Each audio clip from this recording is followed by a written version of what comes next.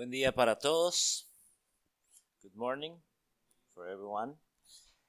Es un placer acompañarles esta mañana. Es un regalo compartir con ustedes esta mañana de la gracia de Dios, de la bondad de Dios. Y como John, iba a decir Alejandro, pero pero como John decía, la verdad que ha sido muy, muy lindo estar. Desde que llegamos hemos sido buenos amigos. Hace 15 años, no 13, pero hace ya 15 años somos buenos amigos y servimos en distintos ministerios juntos. Y la verdad que ha sido una bendición porque hemos visto cómo, sin importar la cultura, sin importar de dónde vienes, lo importante es cuando conectas y sabes que estamos persiguiendo un mismo propósito, y eso es construir el reino de Dios en este maravilloso país llamado Uruguay. Así que bueno, déjame orar por esta mañana y por lo que tenemos hoy para compartir. Señor, te damos gracias por tu amor y tu misericordia. Te damos gracias porque tú eres bueno, como cantábamos, y porque tú quieres y estás dispuesto a mostrarnos esa bondad esta mañana. Amén. Bueno, quisiera leer para comenzar un pasaje que está en Isaías 55. Ese texto, vamos a leer los primeros 5 versículos. Es un texto que nos habla precisamente de ese Dios y cómo es ese Dios y cuál es la invitación que Él está haciendo para nosotros. Vamos a leer, dice: vengan a las aguas todos los que tengan sed. Vengan a comprar y a comer los que no tengan dinero. Vengan, compren vino y leche sin pago alguno, porque gastan dinero en lo que no es pan y su salario en lo que no satisface. Escúchenme bien, comerán lo que es bueno y se deleitarán con manjares deliciosos. Presten atención y vengan a mí, escúchenme y vivirán. Haré con ustedes un pacto eterno conforme a mi inquebrantable amor por David. Lo he puesto como testigo para los pueblos, como su gobernante. Sin duda convocarás a naciones que no conocías, y naciones que no te conocían correrán hacia ti. Gracias al Señor tu Dios, el Santo de Israel, que te ha colmado de honor. Quisiera comenzar con una imagen, si puedes poner. Esta semana que pasó estaba en Perú y conocí un poquito de esta etnia llamados los Shipibo. Ellos hacen, especialmente las mujeres, hacen esta arte llamado quené. Y básicamente ellas lo que están haciendo es a través de cómo ellas interpretan lo que están sintiendo en relación a su medio ambiente, en relación al mundo, en relación a las situaciones que enfrentan, en relación a sus hijos, en relación al bosque, en relación a todo. Y ellas van como interpretando lo que van sintiendo en cada trazo que ellas hacen. Y cuando pensaba en esto, estaba pensando que realmente es un muy buen patrón, porque el patrón que ellas hacen no es un patrón lineal, recto, sin ningún tipo de ondulación, sin ningún tipo quizás de punto bajo, sin quizás un punto de encuentro y desencuentro, sin quizás un punto de incongruencia. Y es que si pensamos por un momento en cómo ha sido la historia de nuestra vida, cómo ha sido y cómo sería el trazo de lo que muchas veces vivimos, experimentamos, sentimos, nos relacionamos, cómo ha sido nuestra propia historia, nos damos cuenta que posiblemente ese dibujo de alguna forma nos representa. ¿Cómo ha sido tu propia historia? Cuando piensas que quizás ha sido como una línea recta, sin incongruencias, sin puntos bajos, sin puntos que quisieras incluso omitir. Pero en realidad, seguramente que así no ha sido tu historia. Tu historia ha tenido como esto, algunos nudos. Y yo hoy quisiera compartirte algunos de los nudos de mi propia historia. Yo nací en Costa Rica, uno de los países más lindos del mundo, y es verdad, pero lo cierto es que crecí en un hogar de 5 hijos, yo siendo el menor, y con una distancia entre mis hermanos mayores de 10, 15 años. Pero me crié cerca de mi hermano que tenía solo 1 año y medio más que yo. Es decir, tuvo mi madre como 2 camadas, ¿no? Y mi hermano mayor, el principal, digamos, él vivía su vida y parecía que yo siempre le estorbaba. Parecía que siempre, no necesariamente, él estaba feliz cuando yo estaba ahí. Pero después, mi otro hermano con el que yo crecí, el que solo me llevaba 1 año y medio, era como que todos los genes buenos se habían ido a él, pero de una forma extravagante. Entonces, nosotros íbamos a un liceo de como 1000 y pico de estudiantes y él era el presidente del liceo. Imagínate ya su popularidad, ¿no? Él era el capitán de la selección de fútbol de ese liceo. Él tenía siempre todas las mejores notas, era brillante, cuadro de honor siempre. Y todas las chicas gustaban de él. Y en cuanto a mí, yo bien, gracias. ¿Y usted?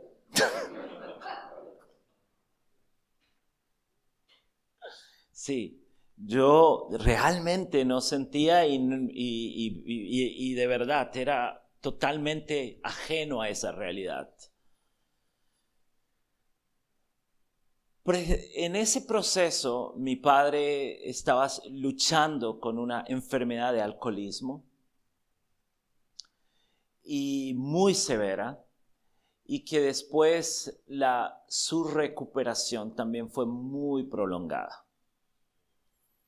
Entonces yo crecí con un padre muy ausente, con un hermano mayor que no se preocupaba, y con un hermano que yo solo sentía que era su sombra. Entonces, puedo decir que tenía todo el tiempo que esforzarme mucho en todos los ámbitos de mi vida para encontrarme un lugar, para hacerme de un lugar, para que la gente no dijera es el hermano de, sino es Andrés. Y es el hermano de. Pero yo entonces estaba siempre buscando hacerme un sitio, hacerme un lugar. Cuando llegué a la iglesia en mi adolescencia, yo encontré que podía hacerme un lugar a través del hacer muchas cosas. por decirlo de alguna forma, servir, hacer cosas. Y de un momento a otro fue como que el patrón que tenía en mi familia, en el colegio, en la iglesia, todo era el mismo patrón, hacer mucho, porque quería encontrar mi lugar. Era de alguna forma la manera en que encontraba mi valor en función de hacer para encontrar un sitio. Esos son un poco los nudos de mi historia. Pero cuando muy joven yo entré al ministerio cristiano, muy joven, a los 20 años ya estaba en el ministerio. Es decir, ahora tengo 22, entonces, no.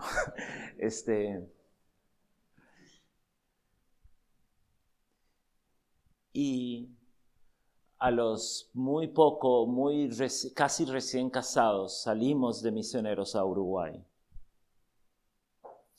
Pero mi relación y mi manera de actuar siempre seguía ese mismo patrón. Un patrón donde había una relación funcional y no de deleite en Dios. Era como que yo encontraba que era amado por Dios en función de cuánto yo podía hacer para Dios.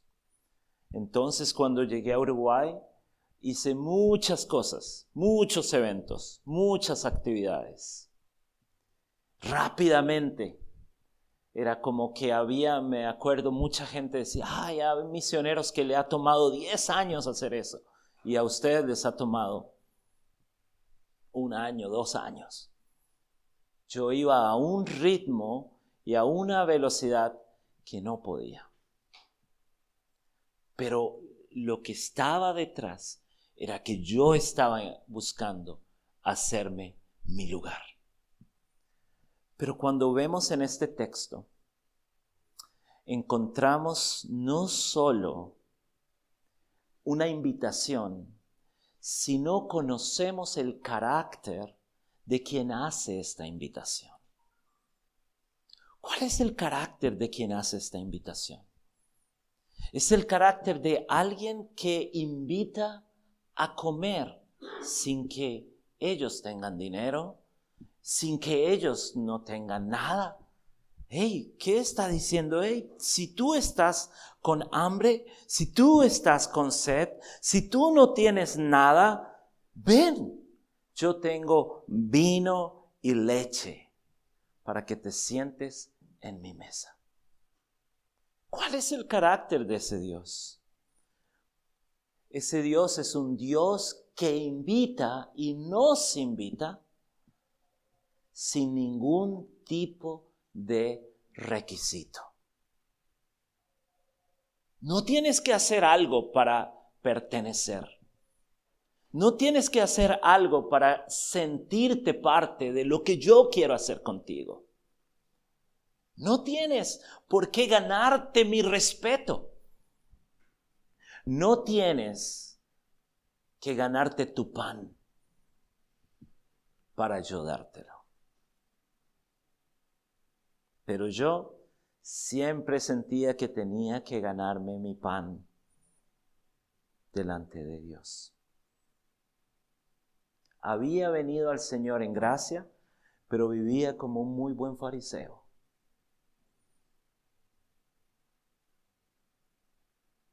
Tomó tiempo y la rehabilitación toma tiempo. Es mejor decirte que soy un fariseo en rehabilitación.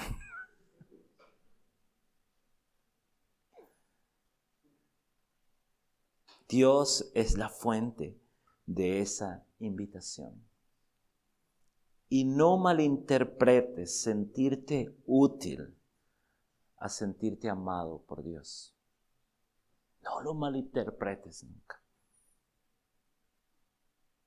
Dios nos ama porque nos ama, no porque le somos útiles. La siguiente cosa es que en este texto encontramos de que Dios va a hacer de ese el objeto de su amor un testigo.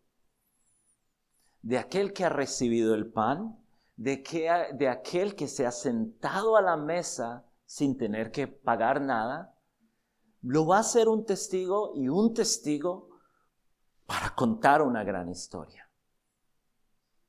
Pero algo interesante es que nos dice que primero tiene que recibir antes de poder hacer. Pero en el ministerio cristiano, en la vida cristiana, muchas veces esa ecuación funciona de manera distinta. Hacemos y hacemos y hacemos. Y entonces cuando nos quemamos, venimos a la fuente para buscar de Él. Cuando la ecuación en realidad primero tiene que ser, déjate amar bien por Dios y entonces después vas a poder amar bien a los otros. Pero primero, déjate amar por Dios. Pero tantas veces queremos ser instrumentos de ese Dios. Queremos representar a ese Dios. Pero no hemos recibido el amor verdadero de ese Dios. ¿Quieres representar bien a Dios? No inviertas, no cambies los factores. No es como esa regla de matemática de que no siempre, ¿verdad? Es en todas, en un tipo de conmutativa del orden de los factores, no altera el producto. Ven que no era muy bueno tampoco en matemáticas, ¿no? Bueno, en el ministerio cristiano, en la vida normal, sí, alteras si cambia el resultado. Si alteras el orden, si primero sirves o primero haces y después estás en Dios, sí, hay un cambio diferente. No es lo mismo. Primero tienes que conocer a este Dios, dejarte amar por Dios. Decía el profeta, sedúceme y seré seducido. Dios quiere seducirnos. Dice que el que habita en nosotros nos anhela celosamente. Es decir, no quiere las migajas de nuestra vida, ni nos quiere ahí, sino realmente Él quiere que disfrutemos de su presencia y que sepamos que Él nos ama porque nos ama. Y por último, para terminar, es que vemos en este texto, es que Dios quiere contar una gran historia. Es la historia de la gracia. Es una historia de gente que no tenía que comer y después se vuelven testigos al mundo.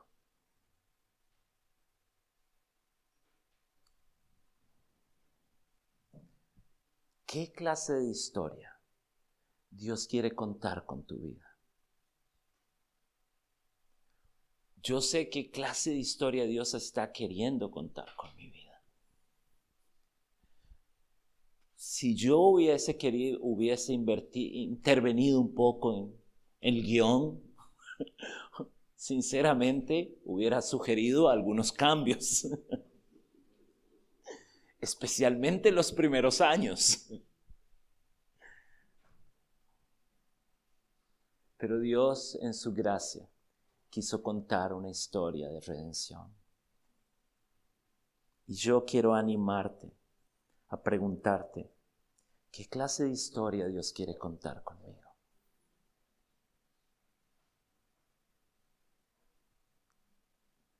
esa historia que vemos ahí es de un pueblo que quiso encontrar pan en el lugar equivocado. Quiso ser saciado en los lugares incorrectos. Pero Dios de manera persistente lo invitó y lo invitó y lo invitó. Asimismo, nosotros hemos podido encontrar pan, leche y vino en los lugares incorrectos. Pero Dios hoy sigue invitándote. Ven, encuentra el pan, la leche, el vino en mi mesa, en el lugar de mi presencia. Y empezamos con nudos y termino con una frase muy conocida. Y esa es que Dios quiere escribir su historia y escribe su historia en los renglones torcidos.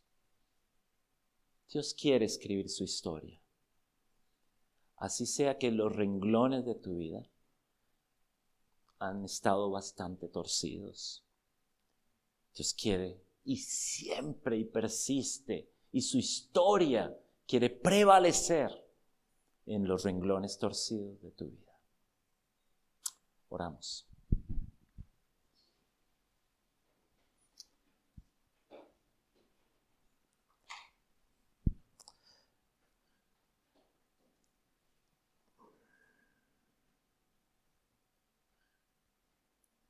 Señor, queremos venir a tu mesa. Queremos encontrar en ti el refugio, el amor, la gracia. Hemos tenido sed de sentirnos amados, de sentirnos valorados, de sentirnos queridos. Y quizás hemos ido a muchas otras mesas, pero eso no nos ha saciado.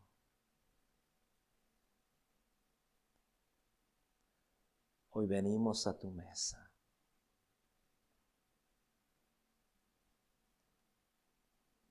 Para encontrar en ti la leche, el pan, el vino.